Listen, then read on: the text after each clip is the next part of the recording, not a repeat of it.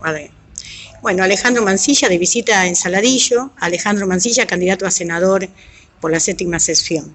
Alejandro, hasta ahora, ¿cómo viene la campaña? ¿Cómo viene la recorrida? Bastante bien, gracias a Dios.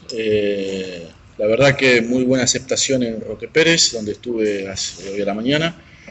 Un pueblo tranquilo, pero con mucha perspectiva de cómo va a suceder estas elecciones en ese distrito, dominado por el Frente de Todos, por ahora. Y llegando aquí a Saladillo también nos encontramos con personas que tienen intenciones de llevar adelante un cambio. De cierta manera sabemos que acá tanto Salomón como Gorosito han sido, y en este caso Salomón es un intendente importante para la sección. Gorosito también durante muchos años ha sido intendente en este lugar y ha hecho una gestión también interesante. Y creo que hay que tratar de rescatar esas cosas para lo que es una gestión provincial. Más allá de que, lógicamente, nosotros tenemos en las antípodas de Juntos, ¿no? Y también del Frente de Todos.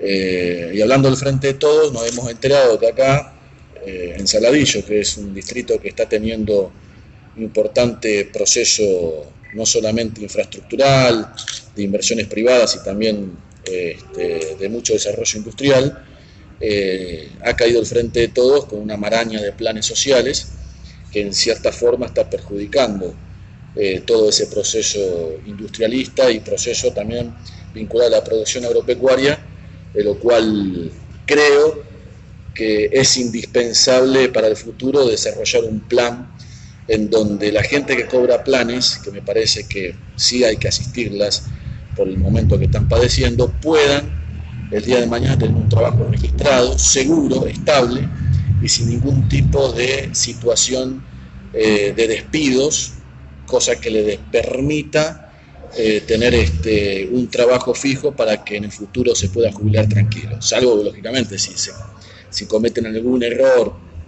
en su trabajo, bueno, el empresario sabrá cómo tomar esas medidas, ¿no?, del error de ese trabajador, pero creo que el trabajo tiene que ser genuino, con un salario que esté a la altura de las circunstancias económicas y que a su vez tenga perdurabilidad. Y me parece que la 7ª sección electoral puede garantizar esa posibilidad por el desarrollo y la potencialidad que tiene. Sectores vinculados a Javier Milei, a Esper, utilizan la palabra derecho con derecha, no con tanta timidez como pudo haber sucedido hace algunos años.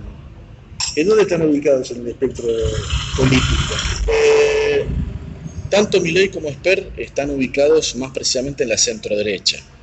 O sea, es un liberalismo no menemista, sino un liberalismo que está más focalizado en un desarrollo nacional. O sea, yo lo veo a Esper como un desarrollista o un liberal nacional mitrista, que tuvo una focalización. Mitre sabemos que fue el primer presidente constitucional de la Argentina, fue que comenzó el plan de desarrollo productivo e industrial de la Argentina. Y después vino Sarmiento, que fue un liberal progresista, ¿no? Trayendo derechos universales como la educación, la salud, el trabajo, porque fue el primero que desarrolló el Departamento del Trabajo en la Argentina, y a su vez también los registros civiles, que no existían, y los cementerios públicos. Entonces, creo que es una simbiosis entre esa primer gama del liberalismo mitrista, sarmientista, roquista, ¿no? Que lógicamente algunos sectores del radicalismo y del peronismo, hablar de Roca por ahí es algo muy que le sale su urticarias a los muchachos, pero cabe destacar que en 1947 Perón cambia la estación, el nombre del ferrocarril Argentino Sur por Ferrocarril Roca, cuando nacionalizó los ferrocarriles en ese año. Entonces Perón también era un hombre que consideraba mucho a Roca por su planificación estratégica en pos del desarrollo del país. Alejandro, sos politólogo, por lo tanto, sos una persona que estás en continuo análisis de la situación política. ¿Qué es lo que aporta, lo más importante que te parece que puede aportar tu espacio al legislativo provincial? Principalmente el aporte que nosotros tenemos que dar en la provincia de Buenos Aires es un aporte vinculado a lo tributario. O sea, es una provincia que, sumado a la nación, cobra infinidad de impuestos. Pero los más distorsivos son el impuesto a los ingresos brutos y el impuesto inmobiliario. ¿Por qué? Porque el impuesto inmobiliario rural subió casi 200% más que el impuesto inmobiliario urbano. Entonces, el que produce, el que le pone ganas al país, el que le da energía productiva al país, sale perjudicado porque termina pagando retenciones nacionales, IVA, ganancia, ingresos brutos, impuestos municipales sellados para poder exportar sus productos o poder venderlo en el mercado interno. Entonces me parece que lo que hay que buscar acá es principalmente, y una propuesta que yo tengo, que por el término de 2 años, al menos, el impuesto a los ingresos brutos al sector productivo rural y agroindustrial no se le cobre. O sea, que sea tasa cero, por el término de 2 años, y el impuesto inmobiliario rural esté con una rebaja del 50%. ¿De dónde extraemos fondos? Bueno, la pelea de donde nosotros tenemos que dar como provincia, porque nosotros tuvimos gobernadores empleados. Desde 1999 hasta la actualidad no fueron gobernadores, si se puede decir, con conducción. Para mi criterio, y más allá de que por ahí alguno de mi espacio se pueda enojar, pero para mi criterio el último gobernador con criterio conductivo ha sido Duhalde, ¿no? que desarrolló una provincia con su propia conducción y con su propio horizonte. Equivocado, ¿no? Pero fue un gobernador que tuvo esa perspectiva. Después vinieron todos empleados, no fueron gobernadores. Rucau fue empleado de Duhalde, Solá fue empleado de Duhalde y Kirchner, Scioli fue empleado de Kirchner, Vidal empleado de Macri y Larreta, y hoy tenemos a Kicillof empleado de Cristina. Entonces no son gobernadores.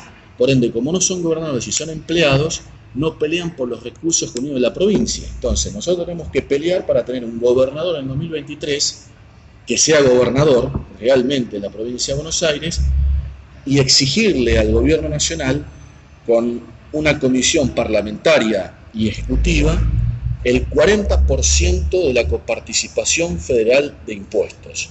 Nosotros solamente tenemos el 19% por un acuerdo de pico que hizo en 1988 Cafiero con Alfonsín, porque Cafiero en ese momento tenía intenciones de ser candidato a presidente en el 89 y en vez de buscar el apoyo del partido peronista, buscó el apoyo de Alfonsín.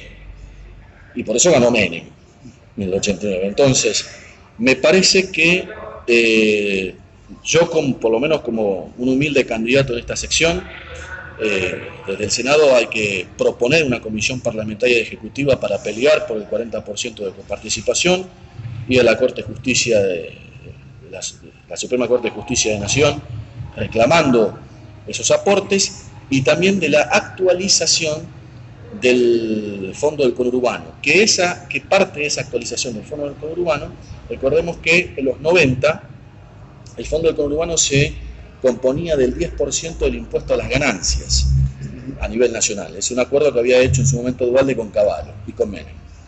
Eran 600 millones de dólares. Hoy son 650 millones de pesos. Entonces, no, hay que convertirlo al valor del dólar. Son 600 millones de pesos, de dólares, que hay que convertirlo a la cotización oficial que hoy tiene el dólar en la República Argentina. Por ende, tendríamos hoy masas entre pitos y flautas, como se dice de manera criolla, alrededor de casi 68.000 millones de pesos. Fíjese si se pueden hacer cosas con 68.000 millones de pesos. Y principalmente con esos 68.000 millones de pesos, una parte hay que conformar el fondo del interior profundo en la provincia de Buenos Aires, que nunca tuvo fondos. Entonces, el conurbano sí tuvo fondos durante muchos años, donde los intendentes en ese momento, en los 90, hicieron infinidad de obras muy importantes para la época, pero la zona rural no existía. Entonces, me parece que es importante tener un fondo para el interior profundo, en donde los intendentes, y también controlados por los consejos deliberantes y por la provincia, puedan desarrollar obras trascendentes para sus respectivas localidades. ¿Cuáles son las problemáticas más importantes que notás en la séptima sesión? Problemáticas infraestructurales, principalmente. Yo creo que acá hay que hacer obras hidráulicas a gran escala para que las personas que producen en el campo no tengan inundaciones en el futuro. Creo que también está la problemática de la inseguridad. Lógicamente que la inseguridad en las zonas rurales es distinta a la inseguridad en el conurbano, donde el delito depredatorio, violento es más común. Acá es el delito más por ahí de cuatrerismo, pero también del narcotráfico. Lo que he evaluado de acá de la zona séptima, pero también de otras secciones, es que las cocinas de droga que antes estaban en el conurbano profundo, hoy están en las zonas rurales. ¿Por qué? Porque nadie controla. En el conurbano, cuando una bandita de narcotraficantes hace droga, produce droga, puede en algún momento ser delatado y la policía, por orden judicial, actúa para romper esa cocina. En la zona rural no. Es difícil de controlar, entonces hay que trabajar en controlar ese factor. Y creo que la infraestructura y la seguridad jurídica y pública es importantísimo. Estamos en pandemia, estamos en una campaña rara por todo esto, y a veces por ahí es difícil determinar cuál es el humor o el clima que estamos teniendo en cuanto a la gente, a la comunidad. A tu criterio, ¿cuál es el humor que está teniendo la gente con esta campaña electoral, con estas elecciones? ¿Les importa estas elecciones?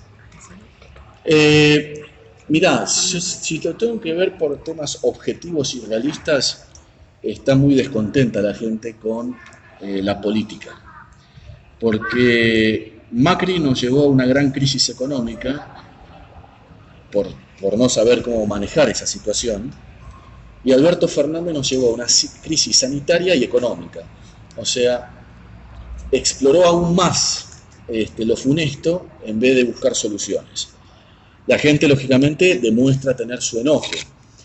Ese enojo lo ves más en el conurbano, donde se concentra la mayor población, y en la parte rural por ahí la gente está un poco más politizada que en el conurbano, donde no está politizada. La gente en el conurbano está despolitizada, por ende no tiene ideología política y por ende no sigue a nadie.